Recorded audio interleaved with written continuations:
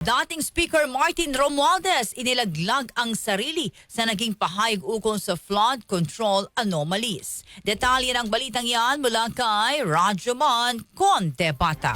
RMN Live Report!